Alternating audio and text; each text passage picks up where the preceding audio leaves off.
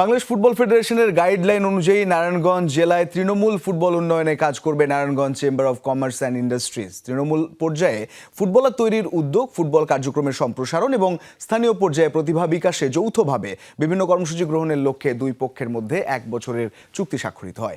চুক্তি স্বাক্ষর অনুষ্ঠানে বাহুফের সহসভাপতি ও মার্কেটিং কমিটির চেয়ারম্যান ফাহাদ করিম, সদস্য গোলাম গাউস, সদস্য কামরুল হাসান হিলটন ছিলেন। অন্যদিকে Narayanganj chamber of commerce and ইন্ডাস্ট্রির সভাপতি মুস্তাফিজুর রহমান ভূঁইয়া দীপু, এমপি, সিনিয়র সহ সভাপতি মোহাম্মদ মোর্শেদ সারোয়ার, পরিচালক রিয়াদ মোহাম্মদ চৌধুরী সহ অন্যান্য পরিচালকরা উপস্থিত ছিলেন। চুক্তির মাধ্যমে নারায়ণগঞ্জে তৃণমূল ফুটবল বিকাশে প্রশিক্ষণ, টুর্নামেন্ট আয়োজন, অবকাঠামো উন্নয়ন এবং প্রতিভাবান খেলোয়াড়দের চিহ্নিতকরণে যৌথভাবে কাজ করার বিষয়ে সম্মত হয়। মাঠ উন্নয়ন করে ফুটবলে নারায়ণগঞ্জের অতীত গৌরব ফিরিয়ে আনতে কাজ করবে দুই পক্ষ। একটা বড় একটা গ্যাপ হয়ে গেছিল, যে নারায়ণগঞ্জ থেকে খেলার মানটা কিছুটা নিম্নমানে চলে গেছে। এটা নিম্নমানে যাওয়ার কারণ হলো আমাদের বিভিন্ন লিগগুলো আপনি নেই, বিভিন্ন খেলার মাঠগুলো বিভিন্ন ওয়েতে দখল হয়ে যাচ্ছিল।